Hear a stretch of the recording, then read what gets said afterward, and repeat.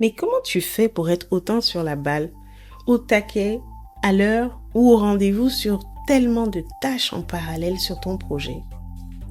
C'est certainement le plus beau compliment professionnel que j'ai reçu cette année. Aujourd'hui, je te dévoile mon secret. J'applique la règle des 2 minutes. Et toi, combien de fois tu t'es dit « Il faut que j'appelle le plombier, il faut que je mette à jour cette fiche client, il faut que j'ajoute ce rendez-vous dans mon agenda ». Et 2 semaines plus tard, ces tâches sont toujours là. Elles te bouffent de l'énergie mentale, elles te prennent de la place, elles t'empêchent de pouvoir penser en profondeur à d'autres choses, à plus de valeur ajoutée. Dans cet épisode, je te dévoile la règle qui va changer la donne, celle-là même qui va libérer ton cerveau de ce bruit mental, celle-là qui va te propulser au rang des collaborateurs qu'on admire pour leur capacité à traiter beaucoup plus de choses en un temps record. Et surtout, mieux encore, je te dévoile comment on pourra utiliser des outils d'IA comme ChatGPT pour booster, pour pimper la règle et transformer les tâches de 5, de 10 minutes en vraies tâches de 2 minutes capables d'être réalisées maintenant. Installe-toi bien confortablement pour écouter sur ta plateforme de podcast préférée ou sur YouTube. Si tu préfères visionner, et dans tous les cas, n'oublie pas de t'abonner pour ne pas manquer les prochaines parties. Des études font état de 47 micro-tâches qu'on garderait en moyenne en simultané dans notre cerveau. Chacune de ces micro-tâches bouffe de la bande passante. Elle bouffe de l'énergie mentale et nous empêche d'être concentrés, d'être libres et d'être efficaces sur d'autres tâches à plus de valeur ajoutée. Et bien sûr, ça nous plonge encore un peu plus profondément dans le puits de la procrastination parce que, il n'y a que une dizaine d'heures actives dans la journée. À l'impossible, nul n'est tenu, on n'est que des êtres humains. Alors, comment faire d'une pierre 3 coups? Comment libérer son espace, libérer sa to-do list efficacement et booster sa productivité visiblement? Première phase, commençons par comprendre le principe fondamental de la règle des 2 minutes. Si une tâche prend moins de 2 minutes à faire, tu la fais. Tu ne te poses pas de questions, pas de remise à plus tard, pas de priorisation, pas de planification, tu la fais tout simplement. Ça te semble farfelu? Ben, pas du tout. 2 minutes, c'est quoi? 2 minutes, c'est le temps de noter qu'il faut le faire. 2 minutes, c'est le temps de penser à comment le faire. 2 minutes, c'est le temps de réfléchir longuement à quel moment on aura le temps de le positionner dans notre journée chargée. Après tout ça, il faudra peut-être 5 minutes pour se replonger dans le contexte, il faudra peut-être 10 minutes pour retrouver les bonnes idées, il faudra peut-être 15 minutes pour pouvoir faire effectivement ce qu'on avait prévu de faire.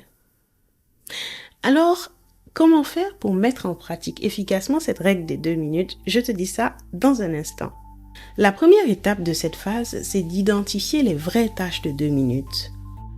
Par exemple, répondre à un email simple, classer un document, nettoyer ton bureau, mettre à jour un contact ou même faire un virement bancaire. 2 minutes. La deuxième étape, c'est d'adopter le réflexe. Si la tâche est estimée à moins de 2 minutes, elle est à faire sans se poser de questions. Si elle doit prendre plus de 2 minutes, tu planifies ou tu délègues. Étape 3. Identifier les moments stratégiques d'application de cette règle des 2 minutes. Premier exemple pour ce qui est de traiter les mails. On sait à quel point ça nous bouffe du temps et de l'espace. Le matin est pour certains un moment stratégique pour traiter les mails. Pour certains mails qui nécessitent une réponse rapide, moins de 30 secondes, moins d'1 minute, voire moins de 2 minutes, le matin est un bon moment pour le faire et c'est réglé. Pour d'autres mails qui nécessiteront peut-être plus de réflexion, qui nécessiteront peut-être plus de fond et de recherche, ça pourrait être mis à plus tard, ça pourrait être planifié. Et qu'est-ce qu'on peut faire en moins de 2 minutes? C'est les classer ou les taguer. Un autre exemple plus générique, ça va être en fin de journée, ranger son bureau. La journée a été longue, on est fatigué, on a juste envie de se lever et de dégager. Mettre un peu d'ordre sur ton bureau prendra moins de 2 minutes et te fera commencer la prochaine journée du bon pied. La phase 3 consistera à mesurer les résultats. Et oui, Seulement ce qui se mesure peut être amélioré. Alors je te conseille, après une semaine, de mesurer tes résultats. Pour te motiver, je te donne quelques métriques, quelques statistiques typiques après une semaine d'utilisation. Déjà, on rapporte près de 15 à 20 micro-tâches éliminées par jour. C'est autant de tâches auxquelles tu n'as plus à penser. Ensuite, on estime à près de 40% la réduction que ça va représenter sur ta charge mentale. C'est pas rien. Et enfin, tu gagnes en sérénité, s'il est besoin de le dire, moins de choses à penser, moins de choses à se remémorer, moins de choses en mémoire, on s'en porte mieux. À toi de mesurer et d'analyser après une semaine ce que tu as gagné en actions réalisées, en choses à penser. Peut-être utilise un notebook et note systématiquement toutes les tâches qui te viennent en tête. Celles que tu réalises en moins de 2 minutes, tu les barres, tu les coches. Observe après une semaine le nombre de micro-tâches que tu as pu réaliser, que tu as pu dégager. Et bien sûr, dis-le-moi sur l'efficientiste.com ou sur nos réseaux sociaux @l'efficientiste ou avec le hashtag efficientiste.ia. Si tu as suivi l'épisode précédent, tu sais que le principe fondamental de l'amplification stratégique, amplifier nos bonnes habitudes grâce à l'intelligence artificielle, repose sur 3 piliers. Et parmi ces 3 piliers, il y a identifier les limites de l'approche classique. Quelles sont les limites de l'approche classique que nous venons de voir, la règle des 2 minutes, et comment l'IA pourra nous aider à la booster, enlevant les limites qui nous ont bloqués. Ici, pour ce qui concerne la règle des 2 minutes, il est très difficile d'estimer précisément qu'une tâche prendra 2 minutes. Je ne te parle pas de sortir la poubelle, là c'est sûr, c'est clair, c'est évident, mais certaines tâches ont plus de nuances. Deuxième limite, certaines tâches demandent de la réflexion. Et quand tu te lances en réflexion, tu ne sais pas si ça va prendre 2 minutes ou si ça va en prendre 20. Et troisième limite assez fréquente, tu as toujours le risque d'être interrompu dans ton flow principal. Tu veux bien faire 2 minutes, mais tu sais pas si un mail va arriver, si un collègue va venir te parler ou quelque chose d'autre qui puisse arriver. Et c'est là que l'intelligence artificielle, et ici on prendra l'exemple de ChatGPT, pourra nous aider en devenant notre allié stratégique. C'est la 3e partie de cet épisode, l'amplification stratégique. Comment, d'après toi, ChatGPT démultiplie la règle?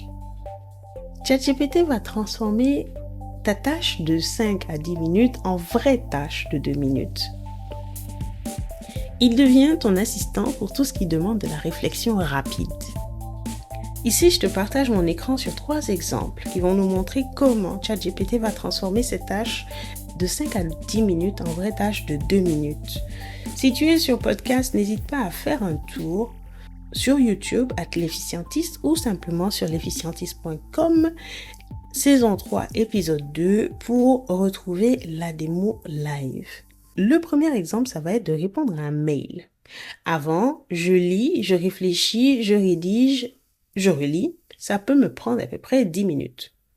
Avec ChatGPT, je lui demande, réponds à ce mail en 2 lignes avec un ton professionnel. D'après toi, ça prend combien de temps? 2 minutes. 2 minutes incluant la relecture. Combien je gagne? J'ai gagné 6 minutes. J'ai gagné une qualité constante par rapport au rendu de ChatGPT et j'ai gagné de l'espace mental. Deuxième exemple, faire une recherche rapide. Avant, je vais aller sur Google, je vais éplucher 3-4 sites, Internet, je vais synthétiser. Allez, ça peut me prendre 12 minutes. Avec ChatGPT, je lui demande « Résume-moi les 3 points clés sur tel sujet ». Ça a pris 2 minutes. Combien j'ai gagné? J'ai gagné 10 minutes, j'ai gagné une information structurée et peut-être que j'ai eu même une ouverture à d'autres éléments de réflexion. Et enfin, 3e exemple, lorsque tu rédiges un micro-contenu, par exemple un post sur LinkedIn, sur Facebook, avant, tu réfléchis, tu structures, tu écris, tu vas chercher des emojis, etc. Ça te prend peut-être 15 minutes. Avec ChatGPT, tu lui dis « Écris-moi un post LinkedIn sur le sujet X avec un maximum de 100 mots. » Ça prend 2 minutes. J'ai gagné 13 minutes et j'ai gagné en productivité. Attention, je suis juste en train d'illustrer comment l'IA peut amplifier stratégiquement la règle des 2 minutes, en allant encore plus loin que la règle et en levant les limites de cette règle, en transformant des tâches de 5 à 10 minutes en vraies tâches de 2 minutes. Il y a des limites et il y a des garde-fous à garder en mémoire lorsqu'on utilise l'IA. Ça sera l'objet d'un épisode, mais pour le moment, on se concentre sur le concept. Nous avons vu comment ChatGPT peut démultiplier la règle. Maintenant, on va créer notre workflow optimisé. Un peu de l'IA, un peu de toi pour transformer vraiment l'application de cette règle en amplification stratégique. Dès qu'une tâche apparaît, je me pose la question, est-ce qu'elle prend moins de 2 minutes? Si oui, elle prend moins de 2 minutes, pas de question, je la fais. Si oui, elle pourrait prendre moins de 2 minutes, mais qu'en l'état elle est complexe, j'utilise ChatGPT pour la simplifier. Si après avoir passé le cap de ChatGPT et la simplification, elle prend maintenant moins de 2 minutes, je la fais.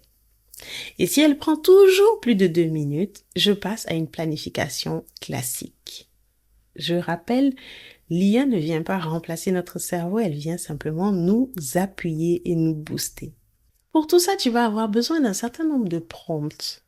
Tu vas avoir besoin de prompts simples du genre « Résume-moi cette information en 2 lignes. Réponds à cet email sur un ton courtois, conversationnel ou sur un ton professionnel. » Transforme ces notes en vrac en points d'action structurés en actions concrètes. Je t'invite à visiter les show notes sur l'efficientiste.com, saison 3, épisode 2, pour retrouver ma cheat sheet de 10 prompts simples, indispensables à garder sous la main à tout moment pour pouvoir te débloquer rapidement et transformer tes actions en tâches de 2 minutes, boostées à l'IA. Sur ce sujet, dis-moi, souhaiterais-tu un épisode spécifique sur les prompts? Un live, une vidéo, un tutoriel qui te permettrait d'être plus efficace ou plus confortable sur la méthodologie de prompt qu'on appelle le prompt engineering? Si oui, mets-moi oui en commentaire et je planifierai cet épisode pour toi. Attention, il y a des points de vigilance à garder en mémoire. Garder un œil sur les réponses. Personnaliser les prompts selon ton contexte et surtout ne pas devenir dépendant pour des tâches vraiment simples. Il faudrait pas qu'on en arrive à un moment où tu sais plus rédiger un email. Comme d'habitude, je vous laisse avec une mission. Une mission, le meilleur moyen de vous booster, d'améliorer votre productivité de manière efficace et de manière durable. Cette semaine, appliquez la règle des 2 minutes pures. Dès qu'une micro-tâche apparaît, notez-la. Effectuez-la tout de suite, réalisez-la tout de suite, on ne se pose pas de questions. Tenez un compteur sur 3 jours. Au bout de 3 jours, mesurez et faites-moi connaître le nombre de micro-tâches que vous avez déjà balayées et sorties de votre cerveau. Le niveau 2, ceinture jaune pour les utilisateurs de l'IA ou ceux qui sont prêts à le devenir. Après avoir passé le niveau 1, identifiez 5 micro-tâches qui vous prennent 5 à 10 minutes. Créez des prompts pour que ChatGPT vous aide à les simplifier ou à les ramener sous 2 minutes ou tout simplement à les réaliser. Testez et comparez. Qu'est-ce qu'on va chercher à observer? On va chercher à observer le nombre de micro-tâches qui ont été traitées immédiatement. On va chercher à observer le temps moyen par micro-tâche avant ou après l'utilisation de l'IA. Et on va essayer, de mesurer un niveau de charge mentale ressenti. Et enfin, on va essayer de voir le nombre d'heures gagnées par semaine. Dans le prochain épisode, on s'attaque à un autre défi. Comment Reclaim AI va nous aider à mettre en œuvre, à augmenter et à booster la technique du time boxing. D'ici là, portez-vous bien et n'oubliez pas, vous êtes ce que vous avez de plus précieux. Alors prenez soin de vous.